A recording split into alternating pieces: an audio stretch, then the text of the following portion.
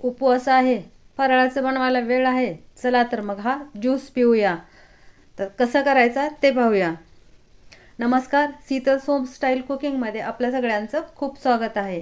इथं मी एक ॲपल घेतलेला आहे. ॲपल धुवून स्वच्छ करून घेतलेला आहे. आता आपण त्याची साल काढून घेऊया. साल काढायची झाल्यानंतर त्याचे आपल्याला तुकडे करून घ्यायचे आहेत. त्याच्या छोट्या छोट्या आपण उभे असे काप करून घेणार आहोत. ते काप करून झाल्यानंतर याच्यामध्ये जो बी आणि बियाच्या साईडचा जो भाग आहे तो आपण काढून घ्यायचा आहे. उपवास असलं की फराळाचं करायला वेळ लागतो. मग तोपर्यंत आपण फ्रूट खाण्यापेक्षा फ्रूटचं ज्यूस करून पिलं तर आणखीन चांगलं. आणि तर इथं हे आपल्याला ॲपल जे आहे ते असं ह्या किसणीनं किसून घ्यायचं आहे.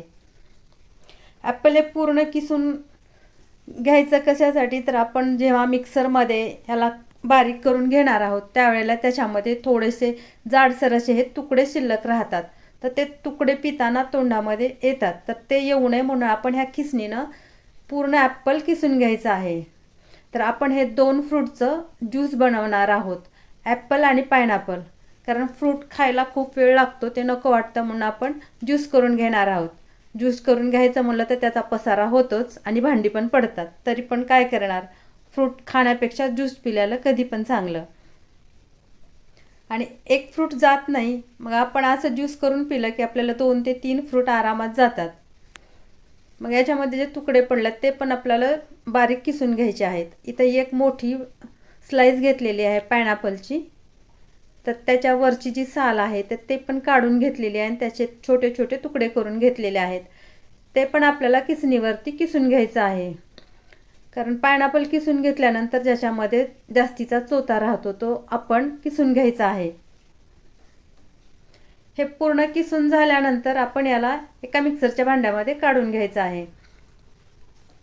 तर पायनॅपलचा ज्यूस कोणाकोणाला आवडतो नक्की कमेंट करून सांगा.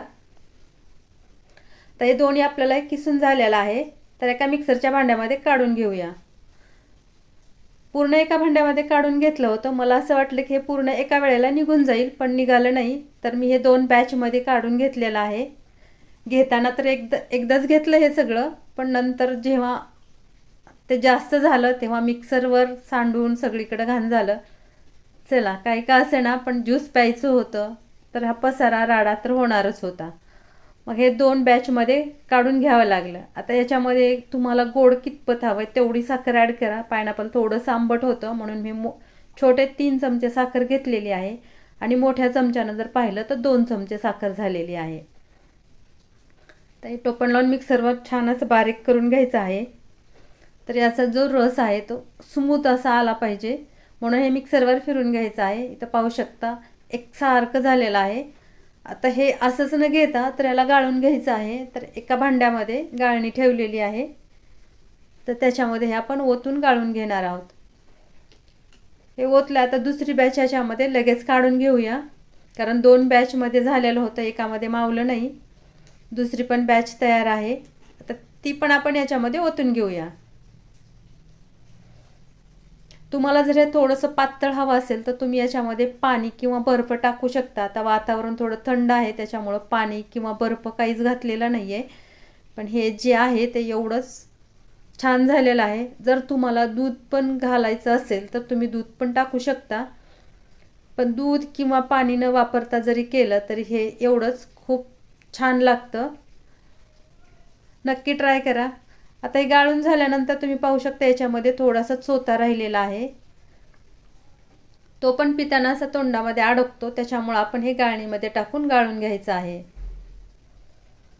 ते गाळल्यानंतर थोडंसं पाहू शकता इतकं चोथा शिल्लक राहिलेला आहे. तसं दाबून घेतलं तर त्याचा रस खाली येतो, पण तो चोथा खाली येत नाही.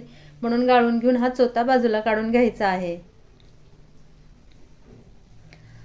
आता हे बाहेर हॉटेलमध्ये मिळतो, अगदी तशीच चव देणारा आणि अगदी तसाच दिसणारा हा आपला 2 मिक्स फ्रूटचा ज्यूस तयार आहे. आता हे एका मोठ्या ग्लासामध्ये काढून घ्यायचं आहे, कारण आपण ग्लासात काढून घेतला तर आपण ज्यूस पिल्याची फील येते. तर तुम्हाला हा ज्यूस कसा वाटला कमेंट करून नक्की सांगा आणि तुम्ही पण बनवून पिऊ शकता. तुमच्याकडे जेवढे फ्रूट्स अवेलेबल असतील तेवढे फ्रूट्स तुम्ही त्याच्यामध्ये ॲड करू शकता. माझ्याकडं 2 होते, मी दोन्हीचाच बनवलेला आहे. पण ज्यूस खूप छान झालेला आहे. तर एका ग्लासामध्ये काढून घेऊया. तर पाहू शकता दिसायला पण खूप छान असा रंग आलेला आहे. तुम्ही याच्यामध्ये स्ट्रॉ टाकून घेऊ शकता किंवा असंच पिऊ शकता. साखर पण व्यवस्थित झालेली, खूप जास्त नाही आणि खूप कमी पण नाही.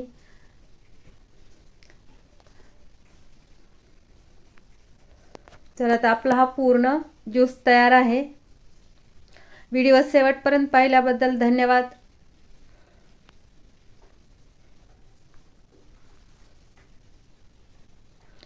व्हिडिओला लाईक, शेअर आणि सपोर्ट करायला विसरू नका. भेटूया अशाच एका रेसिपीसोबत पुढच्या व्हिडिओमध्ये.